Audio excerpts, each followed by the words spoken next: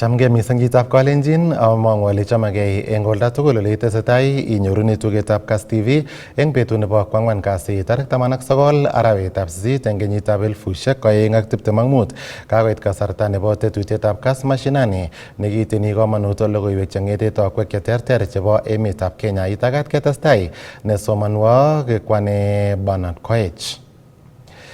Tetat korutochi komaswek cheterter chebo emoni komiti nebo chobetab ortinwek eng bunge nebo National Assembly asikochikil ole testotai boisionik chebo teksetab ortinwek.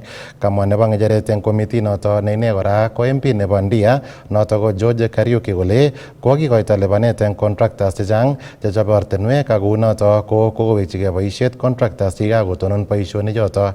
Kosom ine kandoik koboto biikab emet kotonon polatet nematoretigei akokoi serikalit Kenya Kwanza kasarta nebo koboisiechi biikab emoni akosuldae kayamisutik chekikon President William Ruto eng kasarta nekibo campaign.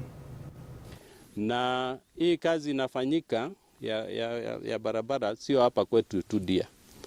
Mimi nikiwa chairman wa komiti ya barabara, najua contractors wetu wengi wamerudi kwa site kwa sababu kupitia ile tunaita securitization ya resources fuel levy tumeweza kupata pesa ya kulipa pending bills, na hizo pending bills tumelipa contractors wengi na wamesign return to work formula or agreement, na sasa wengi wako kwa site, na nikiwa na komiti yangu tumekubaliana tutaanza kuzunguka kila county, kila project tutakuwa tunazunguka kuangalia kuona vile hiyo kazi inafanyika, ndio wananchi wajue vile serikali inafanyia kazi na vile watasaidika.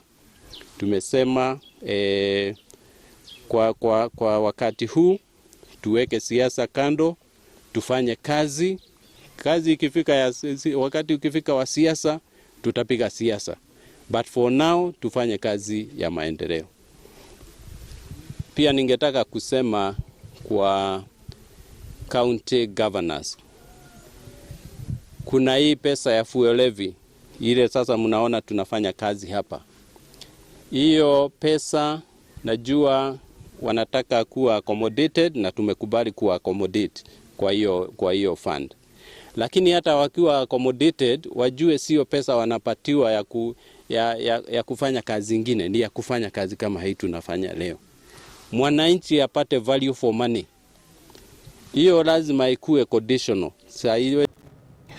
Kaindochi kibagengeitab Tourism Regulatory Authority crackdown nekim netokchinigei keisto karisiek cheimuti kiprutoinik chenotin mising kou tour vans chemanyolu ole kagiyai operation inoto eng oret nebo Ewasonyiro Sekenani Road eng county nebo Narok. Kagiyai crackdown inoto kosubkei ak nekokotestai kobor kaimetabkei chemung'arainik chebo kiprutoinik kosubkei karisiek chechang chemwaat kele matindoi chomchinet anan ko maisubi ng'atutik chemakotin.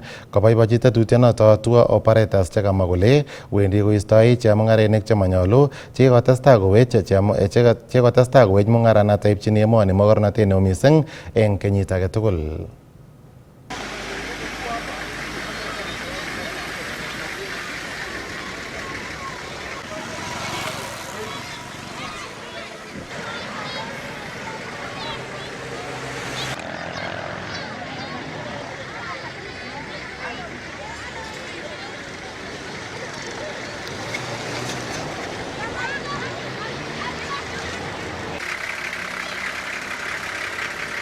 So, gari si hatua, the vehicle is not compliant, you yourself you are not compliant.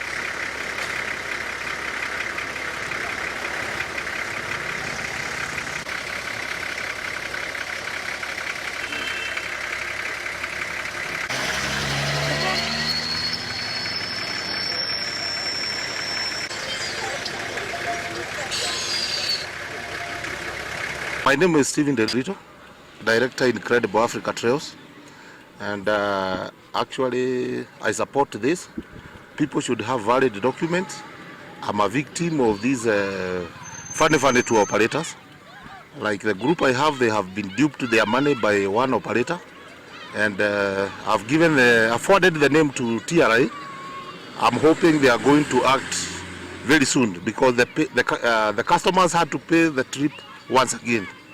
So I'm hoping this issue is going to be sorted and these customers get compensated all their money. Ni pesa mingi, tunaongelea karibu $95,000, which is a lot of money. So I had to take the job halfway.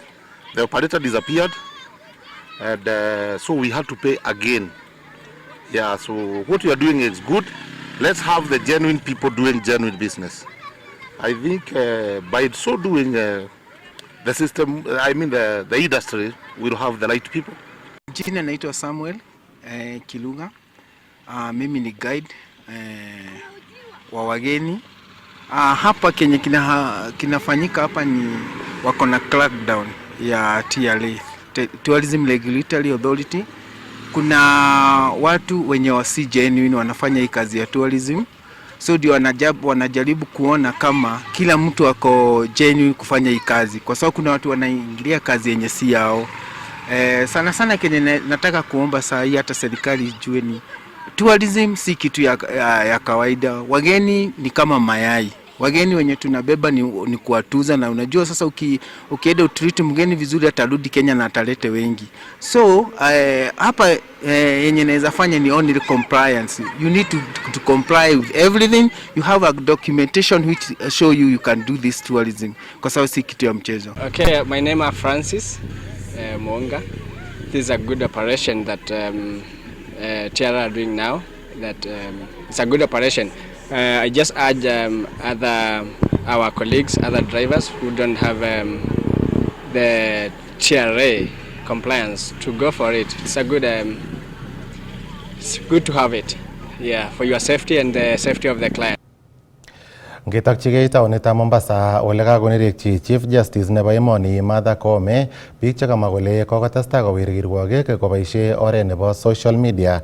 Kamwa Koome kole nganda mitei katiaknatet nebo ng'alalet eng ng'atutikab emoni komanyolu kechutyi boisionikab kapkirwok anan ko kirwogik keboisie social media eng mwaet kole biik alak tugul chetindoi kang'unyng'unyet kotinygei ak boisietab kirwogindet age tugul neboisie eng kebeberta nebo judiciary komagat komwaita eng kibagengeitab Judicial Service Commission asikeipchi kakwautik chemokotin konamgei ak ng'atutik. Kong'alali Justice Koome eng tuiyetab kirwogik netesetai eng taonitab Mombasa.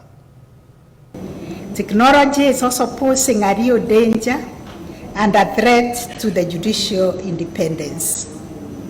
Over the last 1 year, we have witnessed a worrying and haggard trend of increased cyberbullying, targeted harassment, and orchestrated online campaigns against judges and judicial officers.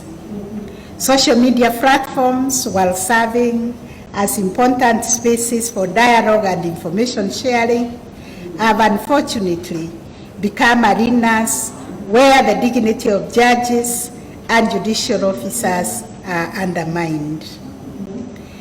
This sustained social media onslaught is not merely a passing wave of criticism.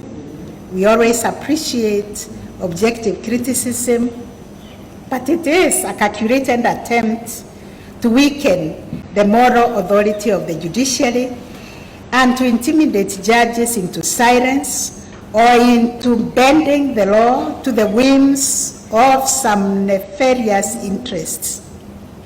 This troubling development is a moment of reckoning for the Kenyan judiciary. We have seen with growing concern that some critics have turned to social media not to engage constructively, but to malign and denigrate judges and judicial officers. These social platforms have become conduits for unfounded accusations, half-truths, and outright defamatory allegations intended to sow doubt and delegitimize judicial decisions. Such attacks are not only directed at individual judges, but are calculated to corrode public confidence in our entire system of justice. If left unchecked, this culture of digital intimidation risks creating a chilling effect where we judges feel pressured to decide cases in line with political expediency or wishes of certain private and commercial interests rather than infidelity to the Constitution and the law. That, dear colleagues, is the greatest threat to judicial independence in our time. Independence is not only about freedom from external control, but also about the ability of us judges to carry out our duty without fear of reprisals, whether physical, political, or digital attacks. Protecting that space of fearless adjudication is essential if the judiciary is to continue playing our role of safeguarding our Constitution and ensuring the Constitution is the last line of defense for justice, rights, and the rule of law. Kagomong report kibagengeitab chikilisiet nebo Polytrack Africa neiboru kotinygei ak boisionik chekotestai kosuldae cabinet secretaries, MPs, PSS koboto governors ole kosubkei ak report nekoimong kibagengeinoto neiboru boisionikab kandoik mising ko eng komasta nebo Rift Valley koboru kole kebeberta nebo cabinet komwoe alak eng meng'ikab komwoe chong'indo nebo meng'ikab Rift Valley kole indoi Opiyo Wandayi noto ko minister nebo kimnatosiek eng yaetab boisionik akosub Aden Duale ine ko CS noto nebo tililindo akosub Kipchumba Murkomen nekanam boroindo nebo somok eng kibagenge ak Geoffrey Ruku noto nebo public service eng kebeberta nebo sirik cheechen chebo serikali anan principal secretaries kokamwa chong'indab biikab Rift Valley kole indoi PS nebo somanet noto ko Professor Julius Bitok akosub Alex Wachira koboto Fantas Kimotho nebo sanitation eng boroindo nebo somok eng kebeberta nebo MPs komwoe chong'indo nebo meng'ikab Rift Valley kole indoi MP nebo Kapseret Oscar Sudi eng yaetab boisionik akosub MP nebo Molo noto ko Kuria Kimani ako nebo somok MP nebo komasta nebo Belgut constituency eng county nebo Kericho noto ko Nelson Koech. Honorable Eric Muuga, Cabinet Secretary for Water, Sanitation and Irrigation, with an approval rating of 56.8%. In the fourth position, Honorable Lee Kinyanjui, Cabinet Secretary for Investments, Trade and Industry, with a rating of 57.5%. Honorable Geoffrey Kiringa Ruku, Cabinet Secretary for Public Service and Human Capital Development. He was able to garner a rating of 61%, tying in that slot with Honorable Kipchumba Murkomen, Cabinet Secretary for Interior and National Administration, also with 61%. In the second position is Honorable Aden Duale, Cabinet Secretary for Health, with an approval rating of 63.1%. And Honorable Opiyo Wandayi, the Cabinet Secretary for Energy and Petroleum, was leading the pack with a rating of 65.3%. And now coming to the top five is PS Anu Wangombe of the State Department of Gender and Affirmative Action with a rating of 59.5%, tying in that position with PS Belio Kipsang of the State Department of Immigration and Citizen Services with a rating of 59.5%. In the fourth position is PS Raymond Omolo from the State Department for Internal Security and National Administration with a rating of 62.3%. In the third position, PS Fantas Kimotho, State Department for Irrigation, Ministry of Water and Sanitation and Irrigation with a rating of 63.1%. In the second position is PS Joseph Mbogwa, State Department of Roads, with an approval rating of 63.9%.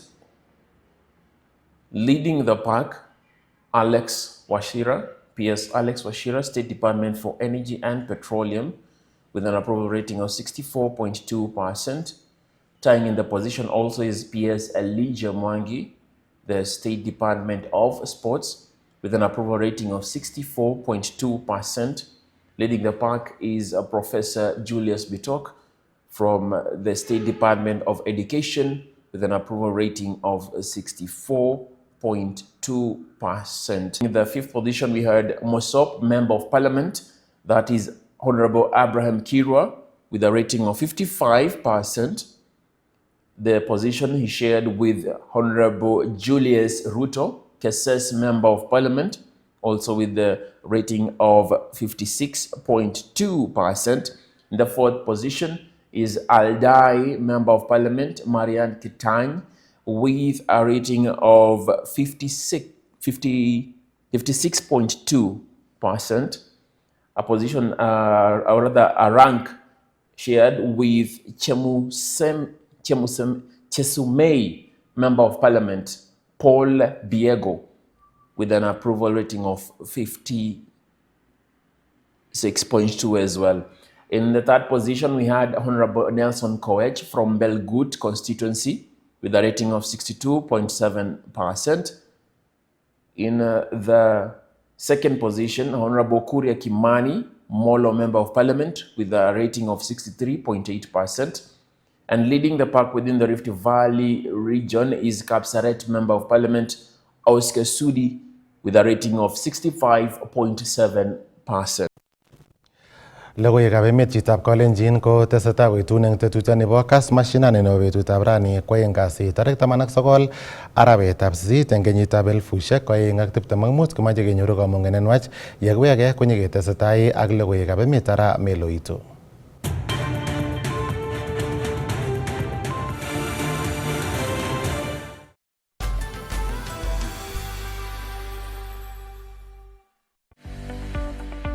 Kimitei akobo inye ako kimita sikinetkei kibaibaitkei ak kinoisechigei tuguk cheterter chetesetai eng emetab Kenya ak emotinwek chebo sang. Inyorwech eng DSTV channel 266, Zuku channel 19, GoTV channel 099, Star Times channel 164, Pang eng free to air, Bamba free to air, Azam channel 336 koboto online streaming eng www.kasstv.co.ke. Kotitinye ng'oliot age tugul kotinygei ak tetutik chok, sirwech sirutiet en oretab email konyo info@kassfm.co.ke anan ko SMS en number 55552 anan ko 30552 ak imwawech kit nechome ak nemechome. Kass TV, kimnotet nae. Good evening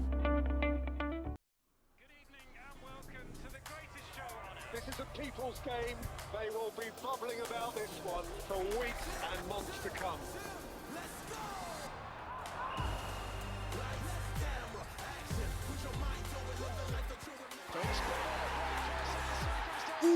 What's it? Eco on! Killer game in a matter. Reconnect now. Dial *423#.